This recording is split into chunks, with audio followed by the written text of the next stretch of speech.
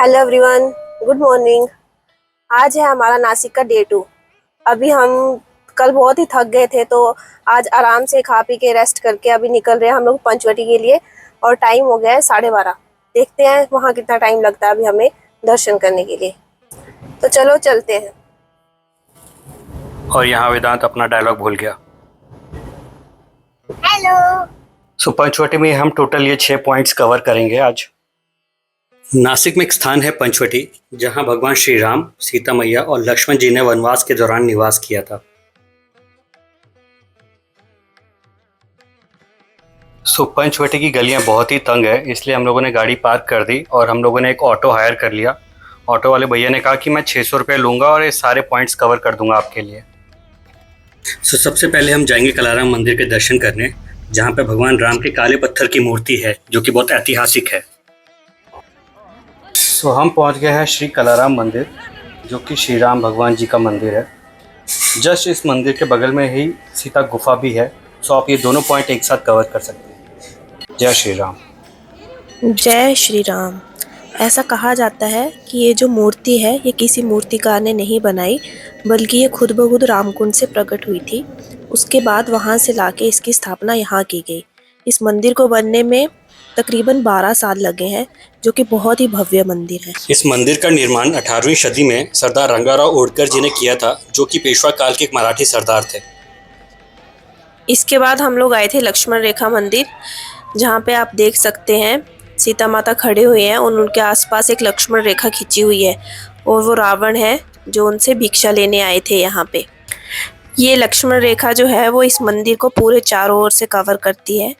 ये एक बहुत ही प्राचीन मंदिर है। जो लक्ष्मण रेखा मुझे तो आज तक लगता था कि वो एक लाइन होगी, लेकिन वो लक्ष्मण रेखा एक्चुअल में एक नदी है।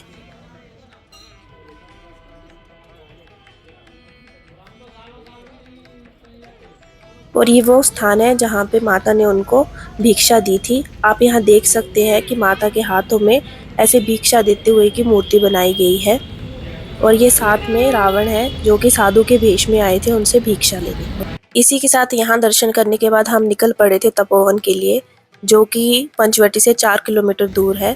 यहाँ पे लक्ष्मण जी ने तपस्या की थी, जिसकी वजह से इसका नाम तपोवन पड़ा। और ये श्री राम जी की एक बहुत भव्य मूर्ति है। यहाँ पे हम लोग श्री लक्ष्मण जी के मंदिर आए थे, जो कि तपोवन में है। ये वही जगह है जहाँ पे लक्ष्मण जी ने शूर्पणखा की नाक काटी थी।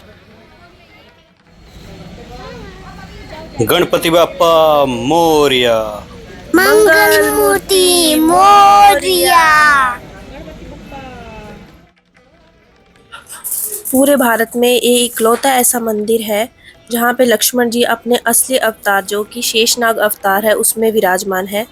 जैसा कि आप देख सकते हैं यहाँ पे लिखा भी हुआ है, ये उनका शेषनाग अवतार है। इसी के साथ ही ये बरगद के पेड़ के नीचे लक्ष्मण जी ने शूर्पणखा की नाक काटी थी, और नाक काटने के बाद नदी के पार फेंका था, जिसके वजह से नदी के पार का एरिया जो है वो नासिक के रूप से विख्यात हुआ बाद में। और यहाँ पे देख सकते हैं ये दृश्य, जिसमें लक्ष्मण जी शूर्पणखा का नाक काट रहे हैं। और ये मंदिर से बाहर आते हुए दीवारों पे बहुत ही सुंदर कलाकारी की गई है, जैसे कि आप देख भी सकते हैं। इसी के साथ ये बिल्कुल सामने श्री राम जी की एक बहुत बड़ी प्रतिमा है, जिसकी हाइट लगभग 70 फीट है। और इसी के साथ में है कपिला गोदावरी संगम। भगवान श्री राम, माता सीता और लक्ष्मण जी ने वनवास के समय पे यहाँ पे बहुत समय बिताया था। इस संगम स्थल को महर्षि गौतम और महर्षि कपिल की तपोस्थली भी कहा जाता है, क्योंकि उन्होंने यहाँ पे बहुत कठोर तपस्या की थी।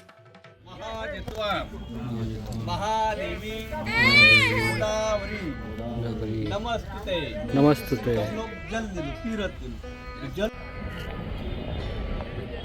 और फिर हम गए ऑल रिलीजियस टेम्पल में, जहाँ पे हिंदू देवी देवताएं सारे मौजूद थे।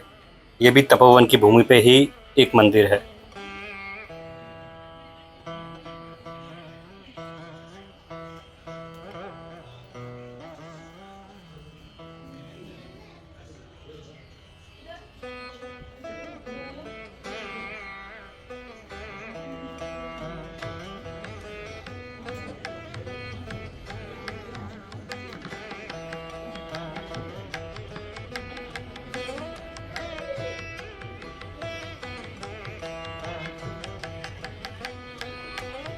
यहाँ से दर्शन करने के बाद हमने सोचा कि हम एक बार फिर से सीता गुफा के दर्शन कर लें, क्योंकि पहली बार जब गए थे तो बहुत लंबी लाइन थी।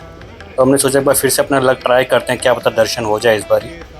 लेकिन जब हम वहाँ पहुँचे तो वहाँ पे डबल लंबी लाइन थी। फिर हम लोगों ने प्रोग्राम कैंसिल कर दिया और हम बाहर से ही घूम के और दर्शन करके आ गए।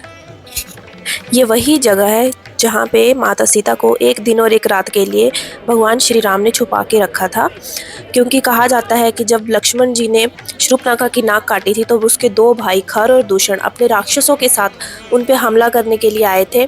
माता सीता उनको देख के डर न जाए, इस वजह से भगवान जी ने उनको यहाँ पे छुपा दिया था एक गुफा के अंदर। और गुफा की पहचान कैसे हो, इसके लिए क्योंकि सब गुफा एक जैसी दिखती थी, तो उसकी वजह से उन्होंने इस गुफा के आसपास 5 बट के वृक्षों का निर्माण किया। जैसे कि आप देख भी सकते हैं, यहाँ पे टोटल 5 बट के वृक्ष हैं, जिसकी वजह से इसका नाम पंचवटी पड़ा। उसके बाद हम निकल पड़े रामकुंड के दर्शन करने के लिए। ये स्थान गोदावरी नदी के किनारे है। माना जाता है कि श्री राम जी वनवास के दौरान यहीं पे आके स्नान करते थे, और कहा जाता है कि अगर आप यहाँ पे स्नान करें तो आपके सारे पाप भी धुल जाते हैं। ये वही जगह है जहाँ पे महाकुंभ भी ऑर्गेनाइज होता है, नासिक का।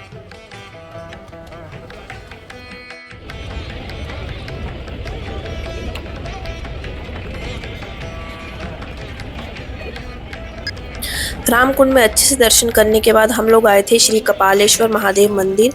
ये एक ऐसा अनोखा मंदिर है जहाँ पे नंदी भगवान विराजमान नहीं है। ऐसा माना जाता है कि जब गुस्से में आके भगवान शिव ने ब्रह्मा जी का एक मुख काट दिया था, तब उन पे ब्रह्म हत्या का दोष लगा था, जिससे मुक्ति पाने के लिए नंदी महाराज ने उनको बताया था कि वो रामकुंड में जाके स्नान करें, जिसकी वजह से भगवान शिव ने नंदी महाराज को अपना गुरु माना था, और इसी वजह से इस मंदिर के सामने नंदी भगवान विराजमान नहीं है। जय श्री राम। जय श्री राम। इसी के साथ हमारे पंचवटी के दर्शन अभी पूरे हुए। आई होप आप सबको हमारा पंचवटी का जो हमने ब्लॉग बनाया है वो आपको अच्छा लगेगा।